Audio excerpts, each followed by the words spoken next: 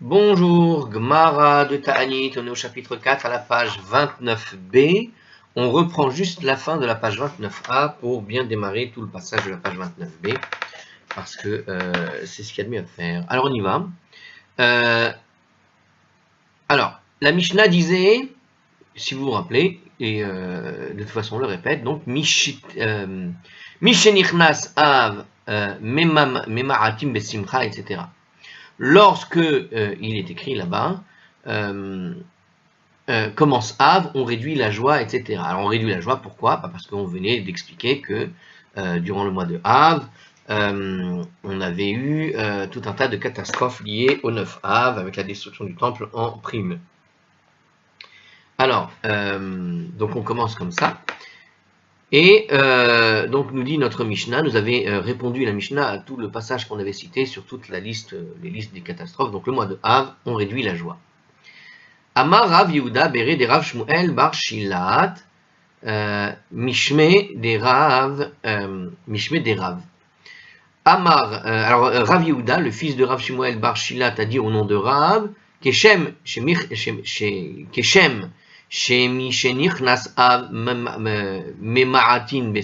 de la même manière que lorsqu'on commence le mois de Av, on doit réduire la joie, car Mishenichnas Adar Marbin Besimcha, et bien de la même façon, lorsqu'on commence le mois de Adar, on doit augmenter la joie.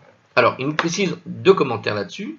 D'abord sur le fait qu'on doit diminuer la joie dans ce passage. Certaines autorités soutiennent que l'expression réduire la joie n'est pas à prendre au pied de la lettre. Et qu'en fait, il faut en réalité supprimer toute activité joyeuse, tout simplement. Ça veut dire qu'il ne s'agit pas de se rendre triste, d'accord? Donc il ne s'agit pas de se mettre dans une situation où tu vas être particulièrement triste. C'est pas de ça qu'il dit. Il dit qu'il ne faut pas le prendre au pied de la lettre. Donc ça veut dire simplement réduire les situations dans lesquelles tu pourrais être joyeux. Bah, c'est ce qui se passe, par exemple, quelqu'un qui kifferait aller au cinéma pour X raisons, et bien quand il va au cinéma, ça lui fait plaisir, disons, et ben il ne va pas aller au cinéma pendant le mois de Av. Hein, on réduit les moments où ils peuvent, voilà, quelque part se faire des moments de joie. J'ai envie de dire, s'il a l'habitude de voir des comédies, qu'il aille voir autre chose, tu vois. Mais au-delà de ça, bon, c'est-à-dire de se mettre dans des situations, par exemple, d'aller dans une fête avec des amis, de voisins, je ne sais quoi, hein, c'est-à-dire on diminue les moments où on va se mettre dans des situations, en tout cas joyeuses, des activités joyeuses. Et chacun selon son activité, j'ai envie de dire. Ensuite, dans le deuxième commentaire, sur la partie justement qui est liée à Purim, puisqu'on voit bien que le mois de Hadar, c'est lié à Purim, hein, pour ceux qui connaissent. Donc, lorsqu'il y a écrit que commence le mois de Hadar, on doit augmenter la joie, il nous dit ici, parce que c'est le mois qui inaugure la période où les grands miracles de Purim et de Pessah sont arrivés au peuple juif. Alors, pourquoi Pessah ici? Il nous précise dans ce commentaire, c'est Rashi qui parle, hein. Dans ce Rashi qui est proposé par ArtScroll, il explique un peu comme ça que c'est parce que c'est au mois de Pessah que c'est au mois de Hadar. Au mois de Hadar, bah, ça vient avant Nissan, tout simplement. Hein. Donc c'est tout simplement le fait que plus on se rapproche de Nissan, plus on est content, tout simplement. Donc de ce mois de Pessah, de la libération du peuple juif, du soir de la Pâque, etc. Donc c'est une période où voilà, ça augmente automatiquement parce qu'on se rapproche de Nissan. Alors notre page 29b maintenant. Amar Rav Papa. Rav Papa a dit Ilkach bar Israël de Hitle Dina Bahade Nochri. Alors c'est pourquoi, nous dit ici, alors là c'est la raison donnée par la Gemara et non pas par le commentaire, un juif qui est en procès contre un non-juif, par exemple, hein, les lishtamit mine be'av, il vaut mieux l'éviter le mois de Av, des ria mazalé, tout simplement parce que la chance du juif, elle est défavorable. La justice, c'est pas une question de chance normalement, hein, c'est une question de justice, mais des fois, parce que l'erreur est humaine, ou parce que ce sont les hommes qui jugent en général, eh bien, dans un jugement, tu ne sais jamais sur quel genre de juge, la manière qu'il a de concevoir le monde, la vie, et puis s'il n'a pas une animosité particulière contre les juifs, pourrait effectivement rendre un jugement défavorable contre contre un juif dans un cas où il est contre un non-juif. Apparemment, on parle d'un cas comme celui-là. Et Velamtsi Nafshe Be'adar, et de se manifester. Alors, et donc c'est préférable éventuellement, si c'est possible, de faire le procès au mois de Hadar, donc nous dit-il, de la même manière, parce que des varia mazalé, car la chance lui est favorable. Alors, on va parler quand même de 2-3 notions, parce qu'ici on parle de mazal, ce qui est en soi traduit par la chance, mais est-ce qu'on parle de chance? Ensuite, en tout cas, ça répond à ce qu'on avait expliqué un peu précédemment. On avait dit que quand on se rapproche de ce jour du Av, le jour du 9 Av est un jour de poisse. Le 17 Tammuz aussi, hein, voilà, c'est ce qu'on avait dit dans un passage de la Gemara qui disait que ce sont des jours où sont arrivés plusieurs malheurs et que quelque part ce sont des jours qui sont propices en quelque sorte au malheur. Donc une personne qui est en jugement, évidemment, il ne va pas choisir un jour où c'est propice au malheur pour aller faire ce jugement-là. En gros, c'est ça qu'il dit, hein. Alors il parle par rapport à un non-juif. On va essayer de voir un peu les commentaires, qu'est-ce qui se passe là-dedans et quelles sont les raisons de tout ça en profondeur. J'ai envie de dire, pourquoi est-ce qu'il n'a pas parlé d'un exemple avec un juif? Tout simplement parce que de toute façon la justice elle doit trancher, il y en a bien un qui se sentira lésé par rapport à l'autre. La justice c'est souvent comme ça que ça se passe, hein. Quand bien même tu as raison, quand bien même tu as tort, c'est celui qui gagne qui est content et c'est celui qui perd qui n'est pas content quand on est en justice. D'accord, c'est l'un des problèmes, j'ai envie de dire, de la justice, et en même temps, il n'y a pas de choix. C'est-à-dire que une personne qui est dans une discussion et qui est obligée d'aller devant les tribunaux, il y a bien à un moment donné un qui doit gagner, un qui doit perdre. Rendre justice, normalement, c'est celui qui avait raison, qui doit gagner son procès. En général, c'est celui qui a raison qui gagne son procès, qu'il soit juif ou pas juif d'ailleurs. D'accord, mais dans certains cas, quand bien même tu as raison, tu ne seras pas content parce que la justice ne vient pas, comment dirais-je, te donner raison, mais elle vient distribuer tel qu'il se doit, et c'est le rôle de la justice, elle vient distribuer tel qu'il se doit les coups pour les uns et entre guillemets la réparation pour les autres. Mais des fois, même celui qui a raison, il trouve que la réparation n'est pas suffisante. Hein, imaginez une personne qui va en justice pour, je ne sais quoi, voilà, quelqu'un lui a volé 1000 € ou lui a abîmé une espèce de choses qu'il a acheté il y a 10 ans. Imaginez, je sais pas moi, un appareil, un ordinateur qui lui a coûté 1000 €, mais c'était il y a 10 ans. Vous imaginez aujourd'hui combien coûte cet ordinateur? Ce même ordinateur, tu le trouves en neuf pour 100 €. Et la justice tranche qu'il devra rembourser là-bas, je sais pas, imaginons 250 € par préjudice, je ne sais quoi, bon, peu importe. L'idée, c'est que tu penses bien que le propriétaire, il aurait voulu que la justice, parce que celui-là qui lui a cassé l'ordinateur, qui lui a coûté 1000 € il y a 10 ans, avait pas prévu d'en racheter un nouveau, d'accord? Et finalement, la justice aurait fixé, par exemple, à 250 le prix d'un nouveau. Lui, ça lui convient pas, parce qu'il l'avait payé 1000 € à l'époque. Et c'est 1000 € qu'il veut récupérer. Mais la justice a tranché, non, il va rembourser que 250 €. Alors, celui qui a cassé l'ordinateur va se défendre, évidemment, lui, il disait que de toute façon, cet ordinateur, il était inutilisable aujourd'hui avec la modernité, etc. Il l'a cassé, d'abord, il n'a pas fait exprès, bien sûr, mais au-delà de ça, il a dit, mais il coûte même pas 5 € cet ordinateur dans l'état où il est, non, compte tenu du temps qu'a passé, par exemple, voilà, le temps a passé, donc non seulement il y a eu l'usure de l'utilisation de l'ordinateur, mais en plus, aujourd'hui, la technologie de cet ordinateur est obsolète. On trouve des calculatrices plus puissantes que cet ordinateur, par exemple. Ce genre de choses-là. Donc vous imaginez le genre de problème de justice qu'il peut y avoir, et ce que je disais, c'est qu'il y a toujours un problème de... Voilà, il y en a toujours... les deux, des fois, sont lésés en justice. Hein. C'est-à-dire qu'un estimera, mais pourquoi je dois lui payer 250 €, et l'autre dira, mais pourquoi je ne reçois que ce 250 €, si la justice lui donne raison. Ouais. Parce que des fois, dans des cas comme ça, il peut y avoir aucune raison, justement, de donner raison, peu importe, enfin, selon les circonstances. Bon, en tout cas, ce que je veux dire, c'est que, voilà, c'est là où intervient le côté favorable et défavorable. C'est-à-dire que tu vois un cas comme celui-là qui n'est pas extraordinaire. Hein, on est en justice pour un petit problème comme ça, matériel, et tu vois que c'est un cas qui est très, comment dire, voilà, ça peut se jouer à 100 € ou à 250 €, il peut être remboursé 500 €, il peut être remboursé peut-être 900 €, jamais 1000, parce que quand même il y a eu l'usure, et qu'il était déjà abîmé avant, et qu'on l'avait prouvé, j'en sais rien, mais l'idée d'avoir un jugement favorable, elle est là. C'est-à-dire que dans ce moment particulier, le juge qui va décider de prendre ou pas prendre un objet, le juge qui va décider par rapport à ces deux, voilà, qui sont là en train de réclamer justice, eh ben, sur qui ce sera plus favorable ou moins favorable. Alors justement, avec un juif et un non-juif, alors pourquoi cette distinction? Est-ce qu'il y a un commentaire là-dessus finalement?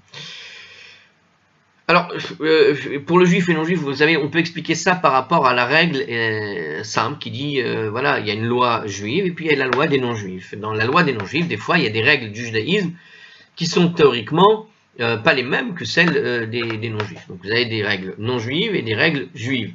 Et puis des fois, la justice, si jamais vous entrez dans un jugement avec un non-juif, dans un tribunal non-juif, la justice, elle tranche en fonction de la loi du pays. Et en fonction de la loi du pays, imaginons un juif qui aurait raison vis-à-vis de la loi juive, mais tort vis-à-vis de la loi des non-juifs, il n'y a pas de raison qu'il juge de manière favorable aux juifs. La loi, elle est comme ça, et même pour les juifs. Et d'ailleurs, on dit toujours, Dina de Malchuta Dina, la loi du pays dans lequel tu habites, c'est ta loi. Mais, par exemple, imaginez un cas de divorce. Vous avez souvent le problème du divorce avec les juifs. Remarquez, ici, c'est pas un cas de divorce possible, puisqu'on est avec juifs et non-juifs. Je parlais du divorce avec le get et le divorce civil, par exemple. Mais on peut imaginer un cas comme celui-là aussi, c'est-à-dire, imagine une personne qui s'est convertie, mais qui veut obtenir un divorce à tout casser, on pourrait dire, avec la loi du pays, et elle peut l'obtenir, ce qu'elle n'aurait pas obtenu avec, par exemple, la loi juive, dans un cas similaire. Bon, et ben dans un cas comme celui-là, d'une certaine façon, c'est clair que ça va se jouer, voilà, en fonction, j'ai envie de dire, de signes favorables ou défavorables. Et c'est là qu'intervient l'idée, effectivement, voilà, il vaut mieux, pour le juif en tout cas, parce que c'est une période de poisse, le mois de Av, il vaut mieux qu'il fasse juger sa chose-là, son problème, dans une période où, en général, Dieu aide plus le peuple juif, alors qu'au mois de Av, il va lui mettre plutôt des bâtons dans les roues. Voilà.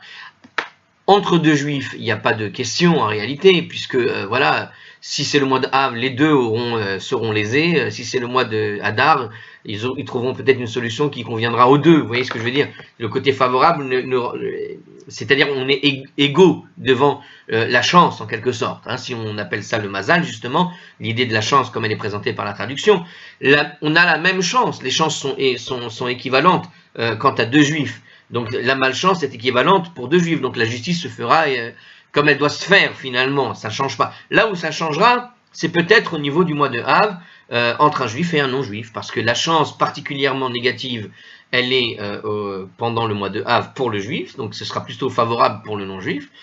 Et on voudrait avoir un jugement, on a envie de dire, équitable.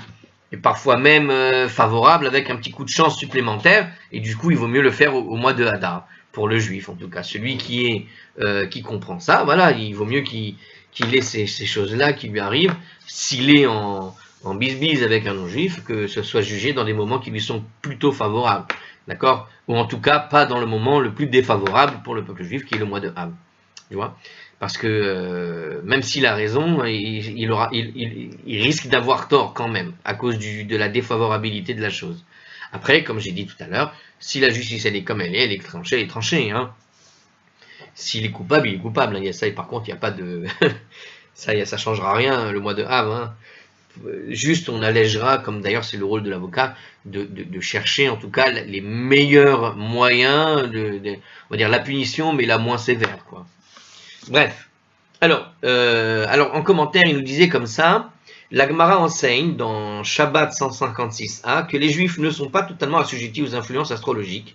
Donc voilà, déjà il y a un problème de base, c'est-à-dire que quand on parle de chance, on parle un petit peu déjà des astres. Et la Gemara, à la page 156a de Shabbat, nous dit qu'il n'y a pas d'influence des astres Il n'y a pas d'horoscope possible sur les juifs. Un juif n'est pas soumis aux règles des étoiles. Or justement, le mois de Av, le mois de Hadar, normalement ce côté comme ça, la chance qui vient se mêler de problèmes de justice par exemple, normalement ça ne doit pas rentrer en compte. Or là, la Gemara soutient, donc à la page 29a, que, ce qu'on a lu au tout début de notre petite vidéo, que les événements heureux sont susceptibles de se produire à des dates propices pour les juifs et inversement. Or, quand tu parles d'une date, tu parles d'étoiles, c'est un petit peu la même chose. Donc il y a un problème. Théoriquement, les astres, il n'y a pas d'influence sur le peuple juif de ces choses-là.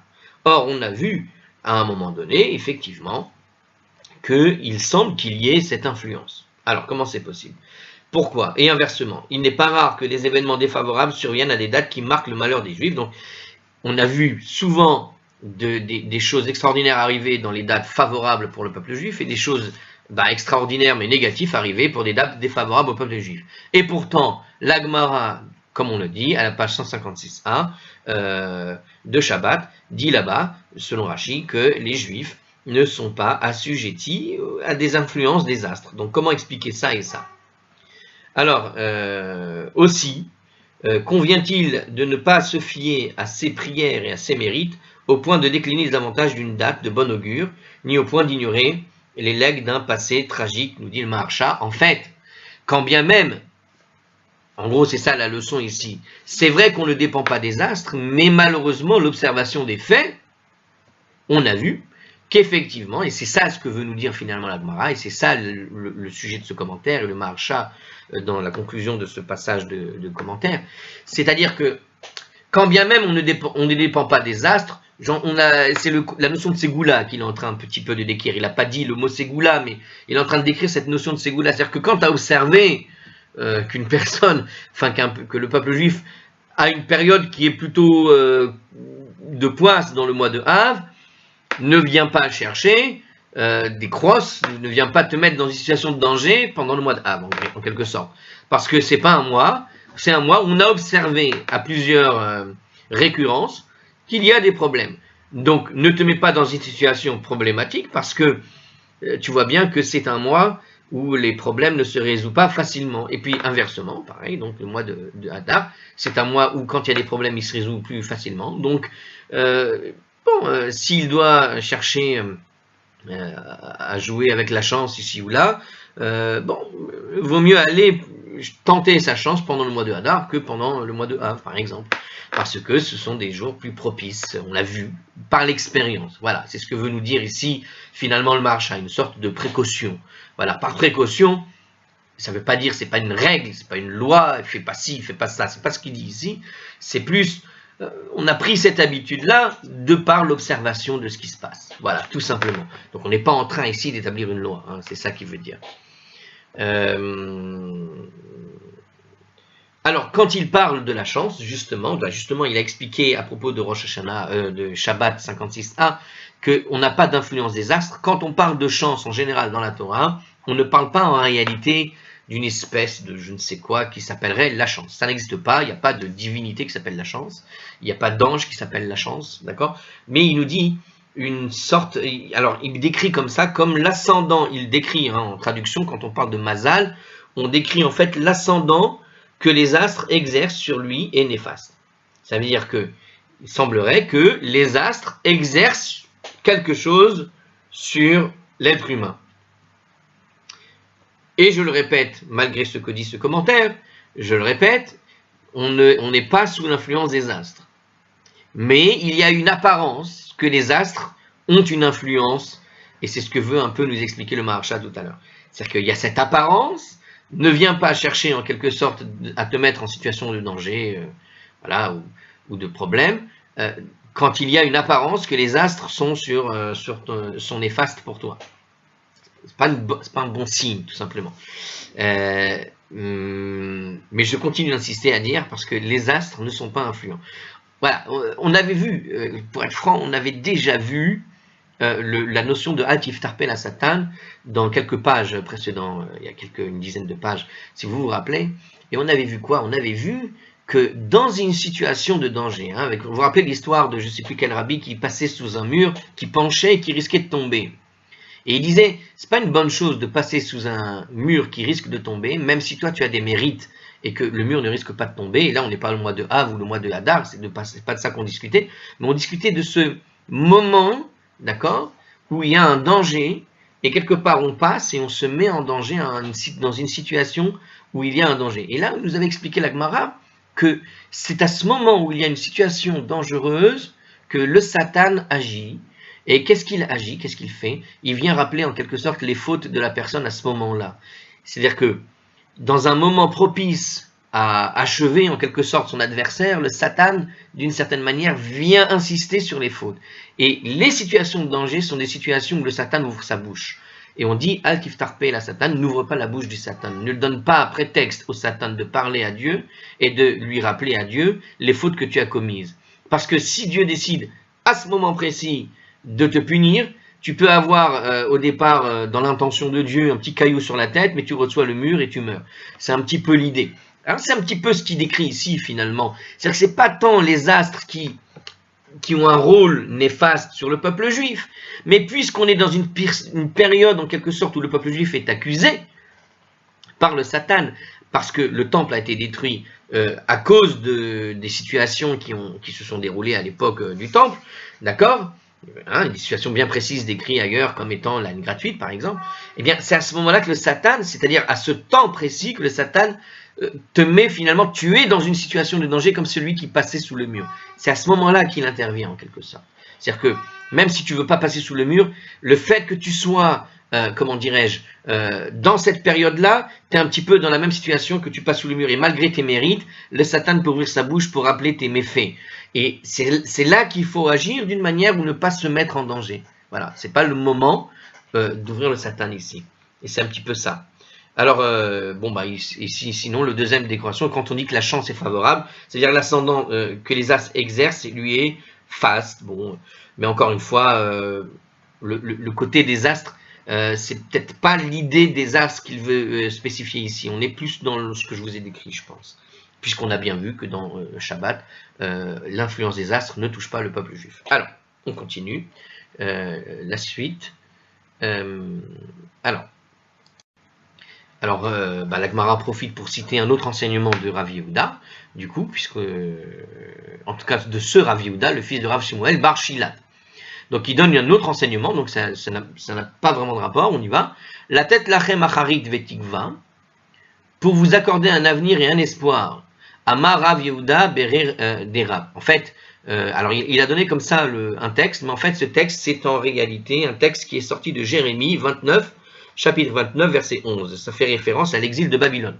Donc, le même Rav, hein, donc Rav Yehuda, le fils, alors il le dit, hein, donc pour vous accorder un avenir et un espoir. Sur ce passage de Jérémie, qui est dit comme ça, pour vous accorder un avenir et un espoir, c'est au sujet donc de l'exil de Babylone.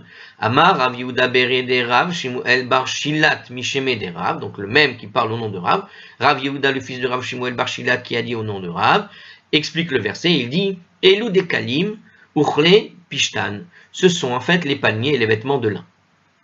Alors, comment expliquer ce qu'il dit ici? On a besoin du commentaire parce que, comme ça, tel que c'est dit, vraiment, c'est très bizarre.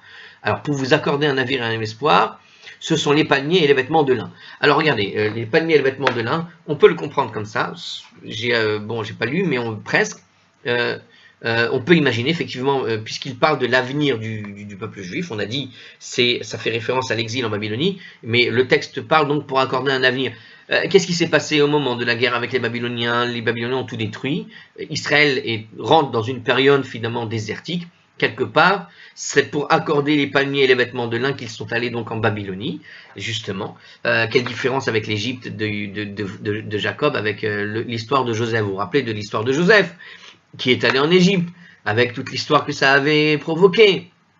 Eh bien, dans cet épisode-là, à un moment donné, Joseph, quand il se retrouve ses frères, il dit, voilà, vous ne m'avez pas mis dans le puits, vous ne m'avez pas fait venir en Égypte, finalement, par votre volonté, c'est quelque sorte Dieu qui vous a poussé à le faire, il leur dit ça, parce que il m'a envoyé ici en quelque sorte en avance, pour vous sauver de la famine, à cause de la fameuse famine. Vous vous rappelez le rêve de Pharaon, 7 ans de faste et puis 7 ans de sécheresse. Et une sécheresse telle que même Yaakov a été obligé d'envoyer ses enfants chercher du blé. Et c'est là qu'ils ont retrouvé Yosef. Mais justement, qu'est-ce que leur dit Joseph? Finalement, cette période de famine est tellement forte qu'elle mettait finalement en géopardie, en danger, l'avenir d'Israël et du peuple juif.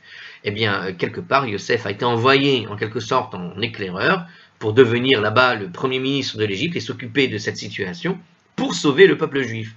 Et finalement, on pourrait très bien assimiler la situation avec la Babylonie comme la situation finalement des frères de Joseph qui finalement atterrissent en Égypte à cause de la famine. Il y a une famine et on ne peut pas se sortir de cette famine-là. Il y a une période que Dieu a prévue et qui va du coup être sous le coup d'une famine terrible, gigantesque, et la terre d'Israël ne produira plus rien.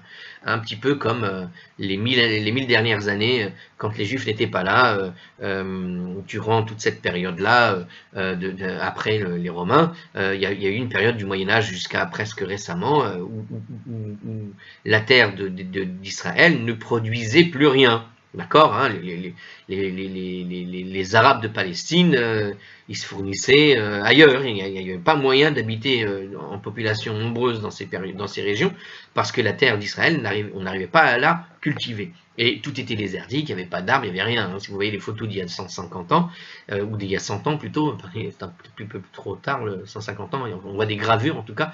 Il y a quelques petits arbres ici et là éparses, mais la réalité c'était, voilà, tout était rasé, il n'y avait plus rien. Un désert. Bref, en tout cas, enfin la plupart des régions. Et d'ailleurs aujourd'hui encore, hein, si vous regardez la Judée, c'est un grand désert. Maintenant, ce désert, je peux vous garantir que le jour où les Juifs mettront la main à pâte sérieusement, ça se transformera en verger. D'accord? Mais ce que je veux dire, c'est que il y a des périodes où certaines régions ne peuvent pas. Voilà, c'est une grande sécheresse ou une période climatique qui fait que ça ne peut pas pousser, il n'y a plus rien qui pousse. Donc on imagine très bien cette idée-là, et c'est un petit peu cette idée ici. Il dit, votre avenir, il est là-bas en Babylonie. En Babylonie, vous y trouvez des paniers et des vêtements de lin, alors qu'en Égypte, avec l'histoire de Joseph, c'était plutôt le blé qu'on est allé chercher. D'accord? Donc là, c'est la différence, quoi. Alors, même exilés en Babylonie, nous dit Hartscroll, les Juifs trouveront abondance de nourriture provenant de paniers, dattiers et profusion de vêtements tissés avec du lin. Alors, il nous précise encore, la Babylonie regorgeait en fait de paniers dont les fruits fournissaient la nourriture abondante. Donc, c'est ce que nous dit Rachid d'après la Gemara à la page 9b. Les palmiers dattiers et les vêtements de lin qui par nature sont résistants ont offert au peuple juif en exil un avenir et un espoir, nous dit le Maharsha. Donc il y a cette idée aussi, voilà, de la nature même du dattier et des vêtements de lin qui sont ultra résistants au temps. Hein, vous savez qu'on avait retrouvé dans les fouilles de Masada, là-bas, on avait retrouvé une graine de dattier, d'accord, dans des jarres qui se trouvaient sur Masada. Masada, donc la citadelle qui avait été conquise par les armées de Titus, lorsque les zélotes s'étaient réfugiés là-bas. Bon, en tout cas, depuis 2000 ans, c'est une région qui reçoit quoi? Un peu d'eau, je veux dire, un verre d'eau maximum par jour, si je puis dire. C'est une région complètement désertique et depuis 1000 ans, hein, depuis 2000 ans, depuis la fin de cette chose-là. Et même à l'époque, c'était déjà désertique, à l'époque des Romains. Ce que je veux dire, c'est qu'on a retrouvé donc des dattiers qui ont été parfaitement, pas des dattiers, mais des graines de dattier, des graines de dattes qui ont été parfaitement conservées, et on a réussi à faire germer cette graine de date, et donc on a un dattier de l'époque des Romains qu'on a réussi à faire pousser.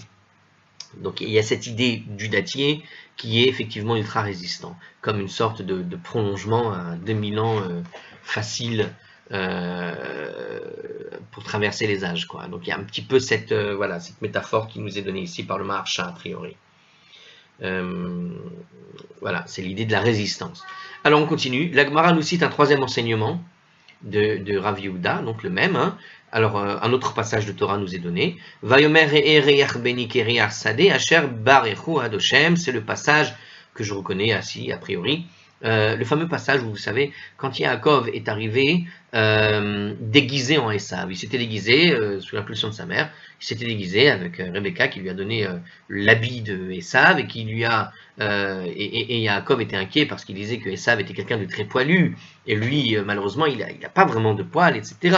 Donc comment on va faire si jamais mon père Yitzhak va venir et me toucher pour m'embrasser, m'enlacer, je ne sais quoi, il va tâter, puisque Yitzhak avait les yeux fatigués, il ne pouvait plus voir. Donc pour voir, il utilisait les mains, d'accord, comme font les aveugles. Et il a dit, s'il me touche, il va se rendre compte que je suis Yaakov, et parce qu'il va voir que je n'ai pas les poils que Esav il possède. Esav il est touffu, d'accord. Et alors qu'est-ce qu'il avait fait Qu'est-ce qu'avait fait sa mère? Elle lui avait, il lui a mis une sorte de déguisement tactile en quelque sorte, hein, qui s'était habillé avec des peaux d'animaux, d'accord, pour qu'il ne soit pas reconnu. Et voilà que il s'était passé ça. Lorsque Yitzhak a saisi Yaakov pour l'embrasser, il a senti une odeur extraordinaire, il a senti l'odeur, il dit comme ça, c'est le passage qui est cité, « Vois, le parfum de mon fils est semblable au parfum d'un champ qu'Hachem a béni. » Et certains disent justement que c'était le Gan Eden. Est-ce que alors il nous dit comme ça justement, un champ que Hachem a béni. Quel est le champ que Hachem a béni?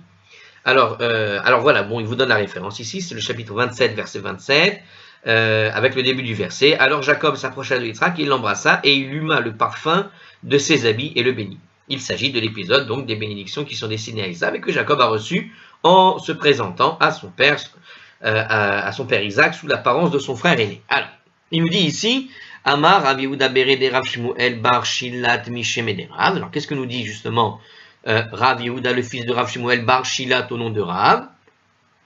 Kere Arsade Shel Tapurim. Tout simplement, pour ça, nous dit. Mais on sait maintenant qui l'a dit. Eh bien, l'écriture signifie, en fait, c'est le parfum d'un champ de pommier. Alors, pourquoi le champ de pommier? Tosfot, ici, donne à Tapurim le sens de Etrogim. C'est-à-dire que pour certains, quand on parle de Tapurim, ça n'est pas des pommes, comme on dit en hébreu d'ailleurs, Tapouar c'est une pomme, mais ici il nous dit Tapurim ce sont les Etrogim, c'est-à-dire que c'est le sens des Etrogim. Donc c'est pas un champ de pommier pour Tosfot, il dit que c'est un champ d'étroguier, de cédratier. Peut-être dans la même ligne de pensée que les Midrashim qui affirmaient que l'odeur du Gan Eden qui accompagnait Jacob émanait de ses vêtements, ainsi qu'il est dit, il huma le parfum de ses vêtements. C'est-à-dire, il faut dire que les vêtements de Jacob avaient d'abord appartenu à qui? À Adam qui était au Gan Eden. De là, ils passèrent à Nimrod et ensuite chez Esav qui les lui a volés dans le Sefer Hayashar, c'est un livre de Midrash que je vous conseille, à ne pas confondre avec l'autre Sefer Hayashar qui est le livre de Midot, qui apprend pour les Midot, qui est un livre de Moussa. Dans le Sefer Hayashar, donc, qui est un livre de Midrash que j'adore appeler le Sefer Torah numéro 2, parce que la manière dont c'est écrit, on a l'impression de lire un Sefer Torah, mais avec les histoires qui manquaient. Donc en tout cas, avec le même en tout cas vocabulaire que ce qu'on trouve dans des Megillot et dans le Sefer Torah, eh bien dans ce Sefer Midrash, il racontait justement que Esav, qui avait 15 ou 17 ans, je ne me rappelle plus, il était parti faire une chasse, justement, parce qu'il était chasseur, et il a trouvé Nimrod dans le champ. Et c'est Nimrod, justement, qui était habillé de cette fameuse tenue, qui était en fait, que Nimrod avait volé à son aïeul, que Caïn lui-même avait volé à Noé, lorsqu'il s'était passé toutes les histoires qu'on connaît. Caïn, pas Caïn, pardon, je me suis trompé, je parlais du fils de Noé qui était Canaan, voilà pourquoi je me suis trompé, Canaan, le petit-fils, qui est le fils donc de Chet, et donc de Ham, pardon, Canaan, fils de Ham, avait volé la tenue que possédait Noé, qui était donc la fameuse tenue, et c'était durant l'épisode où Noé, à un moment donné, s'était mis tout nu en célébrant la fin du déluge.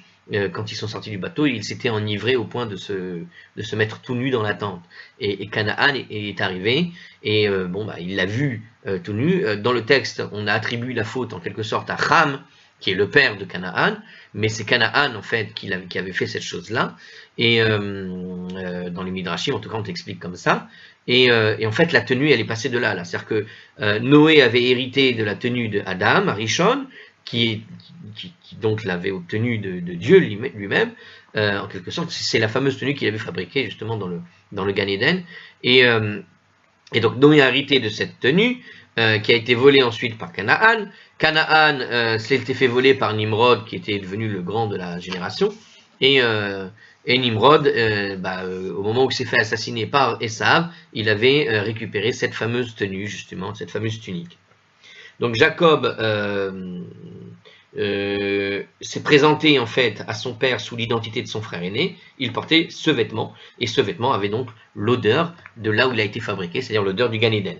Or, justement, alors il nous dit comme ça, dans la mesure où Adam a mangé le fruit, le hétrog, qui a été planté dans le Gan Eden, alors vous avez plusieurs versions justement, alors attention, là ici on suit le Midrash qui dit que le hétrog est le fruit du Gan Eden, et justement, parce que certains pensent que ce champ dont on parle, Tapurim, tel qu'il est décrit par Rav Yehuda ici, le fils de Rav Shmuel Bar Shilat, au nom de Rav, eh bien ce champ était un champ de pommiers, mais il le traduit ici, le Tosfot, par un champ de hétrogim. Pourquoi? Eh bien justement, puisque c'est un champ où se trouvaient les hétrogim, c'est pour ça que on dépeint l'odeur de ce vêtement par un hétrog, et on dépeint aussi le fruit défendu par étant un hétrog. D'autres vont quand vous voyez dans toutes les peintures un peu chrétiennes, les tableaux justement, ils ont traduit tapurim parce que veut dire tapurach en hébreu, par des pommes. Et c'est pour ça que la plupart en tout cas, même des midrashim nous disent que c'était des vergers de pommiers, c'était des pommiers en réalité. Mais le fruit défendu était juste le hétrog lui-même. D'autres disent c'est un champ donc de pommiers, mais le fruit défendu était une figue, parce que quand il va se couvrir avec un vêtement, Adam, il s'était couvert avec une feuille de figuier. Donc il nous dit Rashi, il a trouvé simplement ce qui était sous la main. Qu'est-ce qu'il avait sous la main? Il avait sous la main les feuilles du fruit qu'il venait de manger, tout simplement. Et donc c'était éventuellement la figue. Donc il nous dit comme ça. Vous avez plusieurs versions. Alors en tout cas ici, le fruit défendu aurait été la figue. Alors une des raisons pourquoi certains disent la figue, puisque j'ai abordé ce sujet, c'est parce que la figue, c'est un fruit, si vous regardez les figuiers, le fruit est comme une sorte de prolongement direct de la branche, en quelque sorte. Ce qui n'est pas le cas des pommiers et des hétrogim, où le fruit pousse indépendamment, en quelque sorte, de la branche presque. Ça pousse comme une excroissance de la branche, alors que pour les figues, tu as l'impression que la figue est une sorte de prolongement direct de la branche. Or, il est écrit à propos du fruit défendu que Adam a mangé non pas le fruit de l'arbre, mais il a mangé de l'arbre lui-même. Et c'est pour ça que certains pensent qu'il s'agit de la figue, parce que parce que c'est l'un des seuls fruits où effectivement il est comme une sorte de prolongement de l'arbre. Et c'est comme si tu mangeais un peu de l'arbre lui-même, ce qui n'est pas le cas des autres fruits que tu peux détacher de l'arbre et qui semblent indépendants de l'arbre en quelque sorte. Vous voyez les différentes manières de penser. Alors en tout cas ici, on nous parle ici du hétrog. On est dans la pensée de Tapurim, celle qui est proposée par Rav Yehuda ici, celui dont on parle. Et lui, il te dit donc que c'est de hétrogim. Et justement, cette odeur, c'était des hétrogim parce que c'était le parfum du champ de pommier, c'était le parfum du Gan Eden, tout simplement. D'accord? Mais je répète, vous avez plusieurs versions qui te disent que c'est vraiment des pommiers, le Gan Eden, sauf que l'arbre du fruit défendu, c'était la figue, et puis d'autres qui disent que c'était que des hétrogim, et donc du coup, c'était l'odeur du hétrog qui ressortait de ce vêtement. Alors les sages sont en désaccord sur l'identité de l'arbre, justement, ce que je venais de vous proposer d'ailleurs. Alors je vais le préciser. Donc dans la mesure où Adam a mangé le fruit, le hétrog du cédratier qui est planté au Gan Eden, ces vêtements en fait se sont imprégnés de son arôme. C'est-à-dire qu'en fait, le vêtement s'est imprégné de ce qu'il a mangé. C'est plus... Alors ça c'est une autre manière de voir les choses, et c'est ce qu'il présente ici comme commentaire, d'accord, de Tosfot, qui dit qu'en fait, quand il a mangé le hétrog est comme en quelque sorte passé dans le sang de Adam, et Adam a en quelque sorte transmis une odeur par les pores de sa peau sur le vêtement qu'il portait.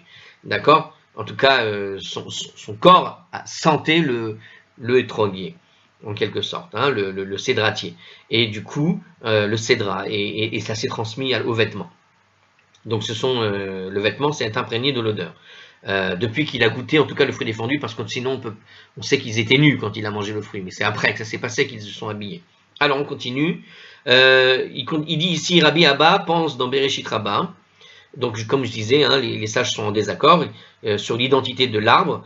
Il nous dit ici, dans Bereshit Rabbah, chapitre 15, 8, Rabbi Abba, il pense que c'est un étrog, le seul arbre parmi toutes les espèces qui est suggéré par les sages, dont le fruit exhale un parfum. Voilà pourquoi est-ce que on parle effectivement du étrog. Si vous avez déjà vu un cédra dans les mains, vous grattez un peu la peau, vous sentez, même sans le gratter, vous allez voir, ça sent très très bon, on l'utilise beaucoup en parfumerie. Donc c'est un fruit qui dégage beaucoup de parfum. Et c'est pour ça que certains pensent qu'il s'agit du cédra.